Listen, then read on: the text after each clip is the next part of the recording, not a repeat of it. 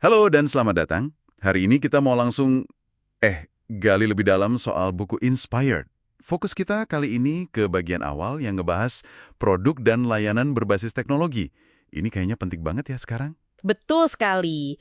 Sumber ini tuh dari awal udah ngasih definisi yang luas ya soal produk teknologi. Jadi bukan cuma aplikasi atau website doang gitu. Oh, jadi lebih ke pengalaman ya, kayak pas kita cari tumpangan online gitu. Nah, iya. Atau pesan kamar, atau bahkan ngajuin KPR online. Fokusnya di situ, di tantangan membangun pengalaman yang pakai teknologi ini. Dan banyak loh produk lama yang sekarang juga arahnya ke sana. Menarik. Dan kayaknya kalau nggak ikut berubah, resikonya gede ya. Banget. Buku ini bilang, wah bisa terdisrupsi perusahaannya. Sebaliknya, perusahaan teknologi yang kuat, mereka justru sadar banget harus inovasi terus. Harus gerak terus ya.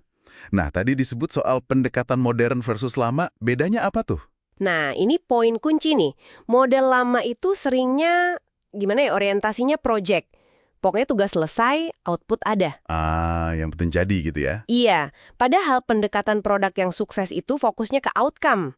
Hasil bisnis yang real, yang bisa diukur. Sayangnya, banyak yang masih kejebak di output aja sih. Oke. Jadi bukan soal centang fitur, tapi soal dampaknya. Paham. Kalau gitu berarti cara mandang produk itu sendiri jadi beda ya? Ada istilah produk holistik kan di buku ini? Persis. Holistik itu artinya menyeluruh banget. Mulai dari fungsinya, teknologinya, terus desain UX-nya biar enak dipakai. Termasuk cara dapat duitnya juga. Iya dong, monetisasi, cara narik pengguna, bahkan sampai pengalaman offline-nya kalau memang ada. Misalnya kurir antar barangnya gimana. Lengkap pokoknya. Jalan barengan gitu. Betul, kayak dua rel kereta api, jalan paralel.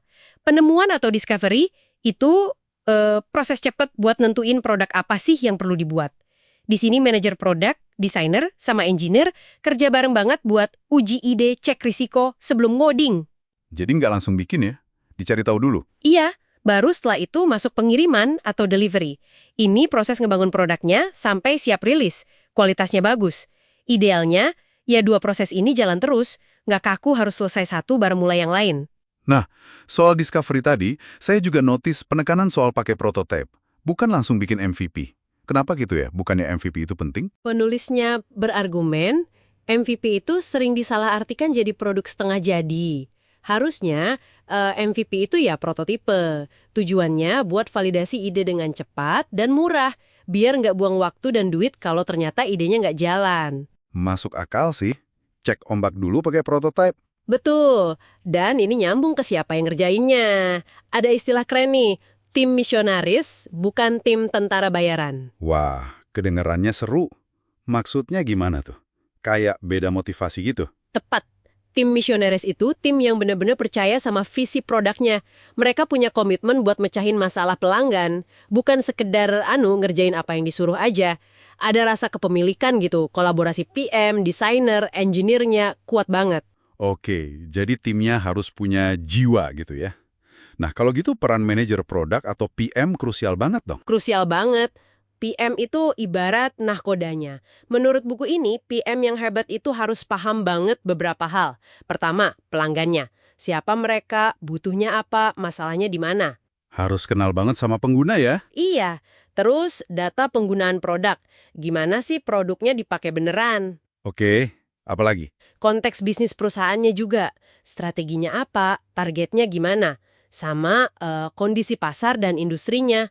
Pesaingnya siapa aja. Termasuk tren teknologi kayak AI atau machine learning yang lagi ramai ini? Pastinya, bukan cuma tahu ada teknologi itu, tapi ngerti gimana manfaatinya buat pelanggan dan bisnis. Ujung-ujungnya kan balik lagi ke situ. Teknologi bukan buat keren-kerenan aja. Nah iya, produknya harus sukses secara bisnis. Betul, teknologi itu jadi pemampu. Contohnya Netflix tuh, sistem antrian DVD mereka dulu, rating, terus rekomendasi filmnya. Itu kan inovasi teknologi yang bikin model langganan mereka sukses. Oh iya ya, rekomendasinya itu kunci banget kan, bisa bikin orang betah langganan. Nah, itu dia. Teknologi memungkinkan model bisnisnya jalan. Oke, jadi kalau kita rangkum nih buat Anda yang dengerin, intinya produk itu lagi berubah banget karena teknologi. Nggak cukup cuma nambah fitur digital, perlu cara kerja baru. Lihat produk secara utuh, proses discovery, delivery jalan terus. Tim yang misionaris, PM yang paham luar dalam. Fokusnya selalu dua, nilai buat pelanggan sama sukses buat bisnis. Nah, ini ada satu pertanyaan menarik buat direnungkan nih, yang diangkat juga di buku ini. Gimana tuh? Banyak perusahaan pas udah gede malah jadi nggak inovatif lagi. Coba deh Anda pikirin di tempat Anda kerja. Iya juga ya. Semangat inovasi produk teknologi ini beneran jadi tanggung jawab semua tim produk atau cuma tugasnya divisi inovasi yang mungkin agak misah? Dan gimana caranya mastiin teknologi itu beneran jadi pemampu bisnis bukan malah nambah ribet aja? Pertanyaan bagus tuh buat dibawa pulang dan direnungkan. Oke deh, kayaknya itu dulu pembahasan kita kali ini. Terima kasih banyak sudah menyimak. Sampai ketemu lagi di pembahasan berikutnya.